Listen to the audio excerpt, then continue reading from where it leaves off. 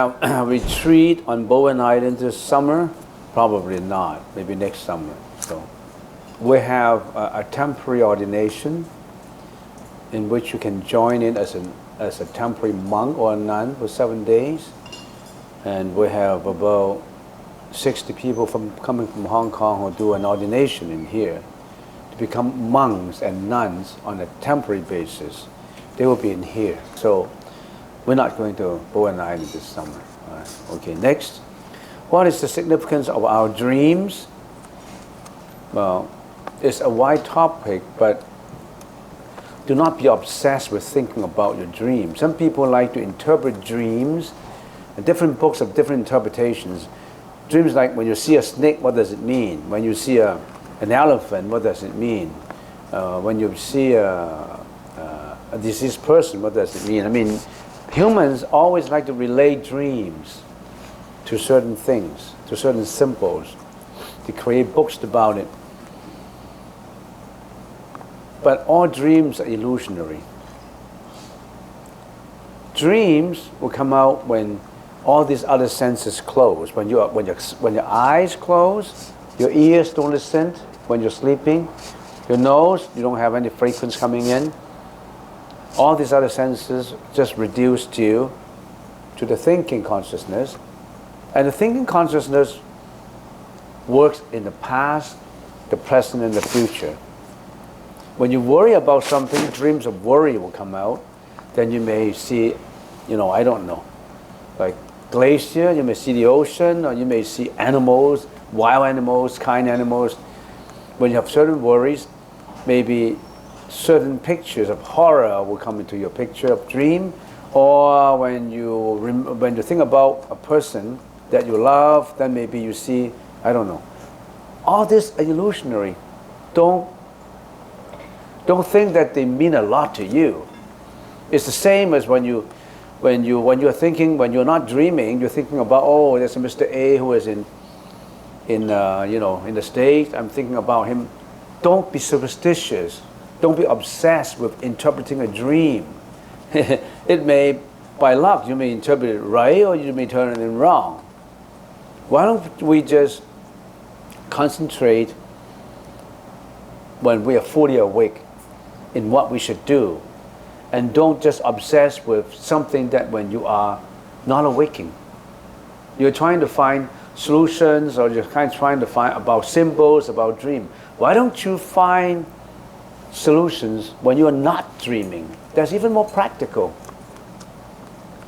Find a solution when you're not dreaming, when you're sober, when you have the determination, when you are filled with wisdom, when you are filled with compassion and kindness, when you are sitting here meditating on how I should be more compassionate, how should I change my relationship with my family members, how do I change my relationship with my colleagues, maybe I should do it this way, that way.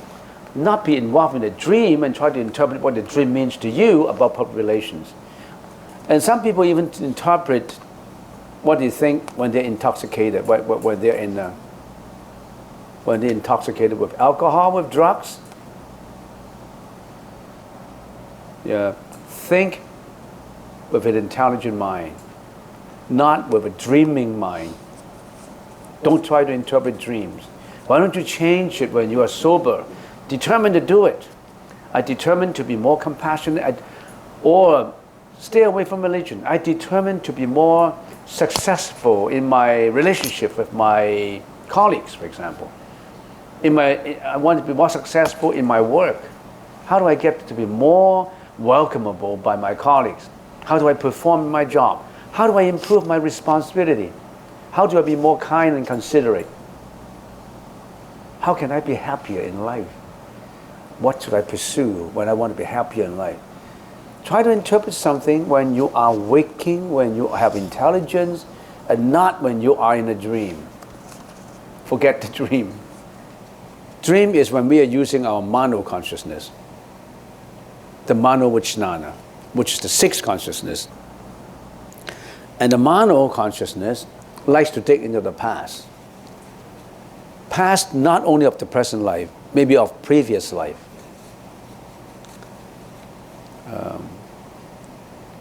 You may dream of something that happened many lifetimes ago, that you brought to this, that the dream brought to this life, you still remember.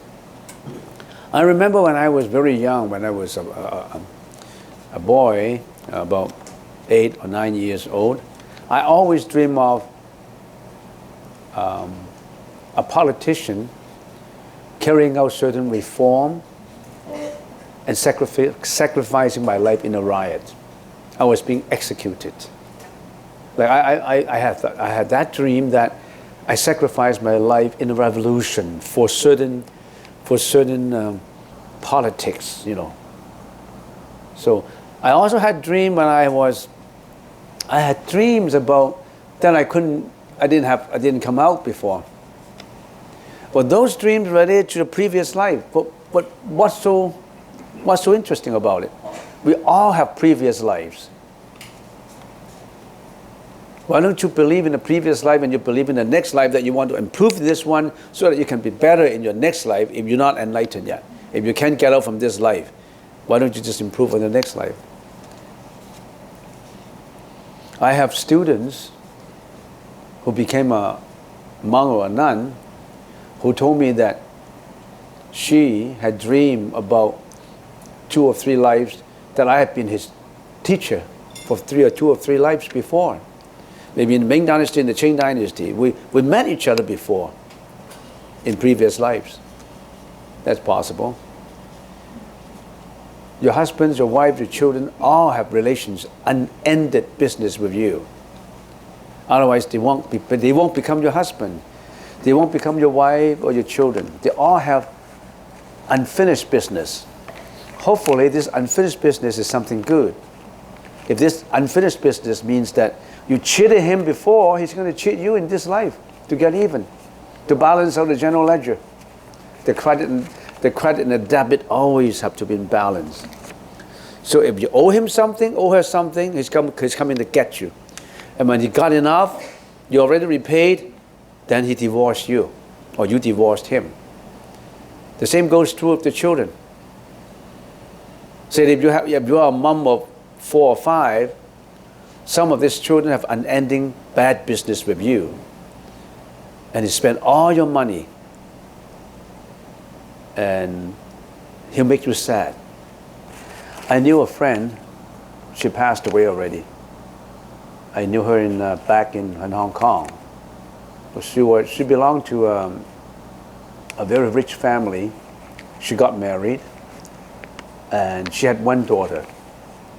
And her daughter was so disciplined, so she get all the mentors for her, French mentors, English mentor, and really educated her and give her everything.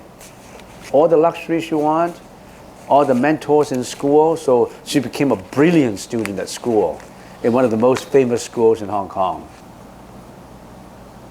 And then she went on to further study in the States, get accepted by a Ivy League university, Harvard, yeah.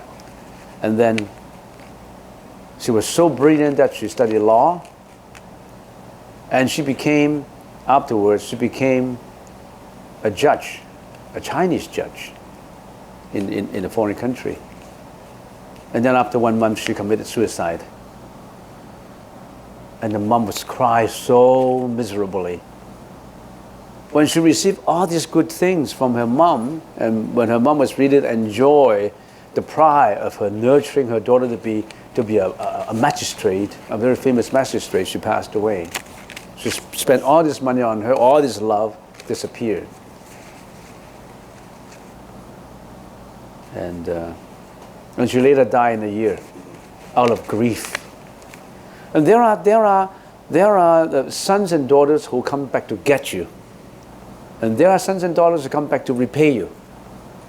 They show their filial piety to you. They love mom and dad because you love them. You love them, and they came back to repay the love, and they love mom and dad so much. And there are some who hated mom and dad and came back to what? To get them. So they're all different. Your brothers and sisters are all different. Some brothers and sisters get along. Some brothers and sisters don't get along. They become enemies. Why? We all have unending relationships before. But what we did is we mourn over them. How come these things happened to me? I've been so nice to him. I've been so nice to her. How come she divorced me? How come she had another relationship that broke my heart? Because you did the same thing to her before. She came back to get you. Have you seen anything like that in life? Analyze them. So, let us build some good relationship among ourselves. Don't do anything bad on other people. They come back to get you. And don't just receive good deeds, you have to repay. It's just like in this lunch, for example. The fact that we can enjoy food in this lunch, somebody who was so generous to support our lunch so that we can meditate, we can run this temple, they donate. They donate lunch, they donate all kind of operating expenses for us so that we can perform the job, perform these missions. But don't just accept them. You learn to give too. People like to accept whatever given. They take it for granted. I want to accept. And sometimes some people even criticize the food. How come you give me this kind of food? It's just for free, but you guys got to prepare it well. You got to cook well. But have you ever thought of, why do I have to accept something free from someone? There must be a reason. They supported us. They supported us to be in a good meditation class. You didn't pay for it, but you're not allowed, you're not required to pay for it. And some people always think about, how do I reciprocate such a good favor? You reciprocate by being a good person. Reciprocate by extending your love to other people too, giving to others, not just accepting. In a family, everybody's thinking about, how did mom treat me? Dad, you got to give me this and give me that. Have you ever thought of, how do I give back to dad and mom and dad? By helping out with the household chores. When they get old, I support them also. When they supported me in my schoolwork, when they get old, I reciprocate my love to them. Have you ever thought of reciprocating your mom and dad for what they have done to you? Or you just forgot about it? You just drop them off in nursing homes. You just go there every Christmas. And you already think that you are great. You visit your mom and dad every Christmas. Have you done enough to reciprocate? Yes? In meditation, what is your perception of that? There's bound to be interferences. There are interferences outside your mind. But there are interferences outside your mind, but you have a mind to be absorptive of those interferences. There are bound to be interferences outside your mind, but there are many different kinds of minds. Some minds would not cling to them. In other words, all these interferences don't affect them. Some mind, very sensitive to them. Depends on what kind of mind that you have. But interferences does not mean that these are bad. How come you interfere me? These interferences are conditions that you have created for yourselves. Because there are certain causes and effects that brought forth these interferences to you. For example, if you come this morning for the meditation, all of a sudden you receive a call from your friend. Hi, John, can you join me in White Spot this morning? I want to discuss something with you. And then in your mind you say, I owe John $20,000. I don't want to see John. John said, no, you're going to see me. This is an interference. And you say, how about after meditation? No, I want to see you now. I'm right at the entrance of your door. Is that interference? That's the interference that you have created because you owe him money. That's why he interfered you. And that could be interferences from a phone call. All kinds of interferences. Some interferences are good for you if you turn it around.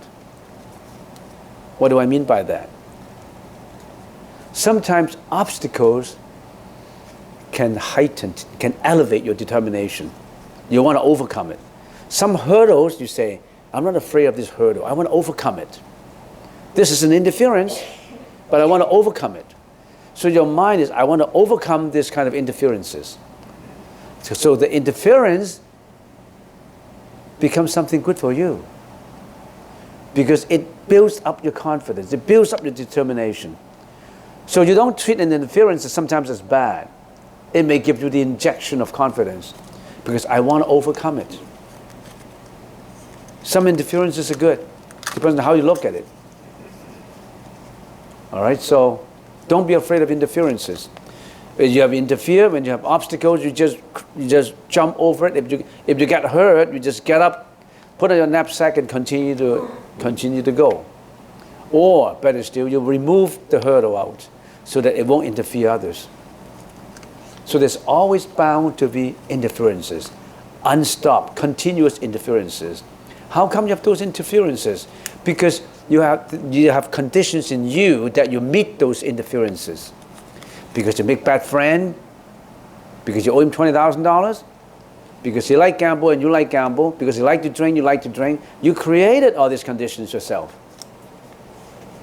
Don't blame your friend for it. You like his company. So there's so intricate, so many examples that you can't really, you can't really use one formula to apply to everything. No, there's so much. Some interference could work in your favor. Some interference is just interfering you. But as long as you have a strong mind, you don't have to cling to them. Good or bad. You don't cling to the good, you don't cling to the bad. You just be yourself. You'll be objectively observing your own meditation and not be affected. You won't be affected by the weather. Rain or shine, you will do this. It all depends on the mind. Everything originates from the mind.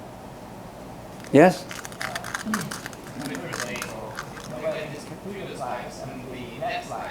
How did Buddha have that wisdom to know all these things that we didn't know, right?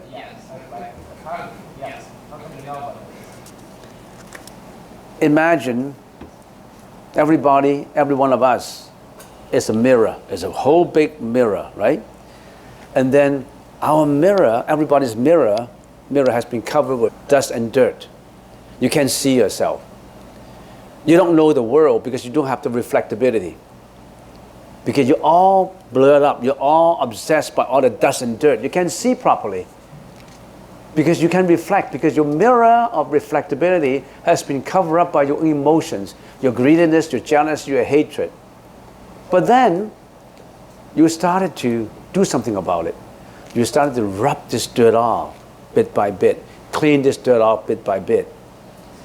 And after so much of this efforts has been done onto the cleaning, bleaching, and erasing and all that, all of a sudden you find out that most part of the dirt is gone, and you can reflect many, many things that you haven't seen before.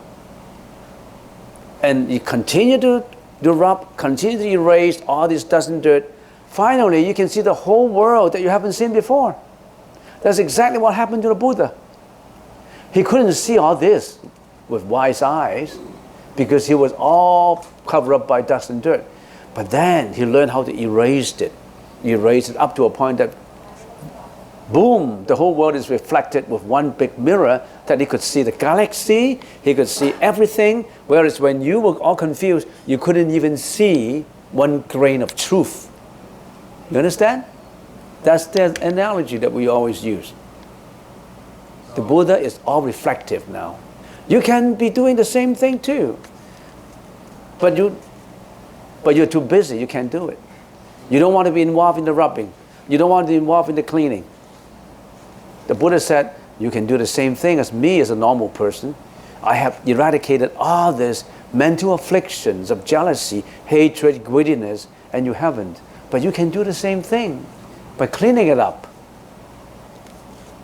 So do you select to clean it up, or you continue to put in your dust and dirt? It's up to you, right? All right. It's a good question.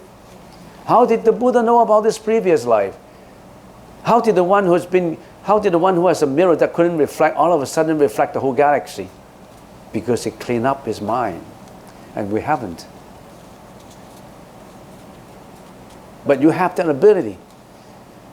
You have that reflectability, even though you're covered by dust and dirt.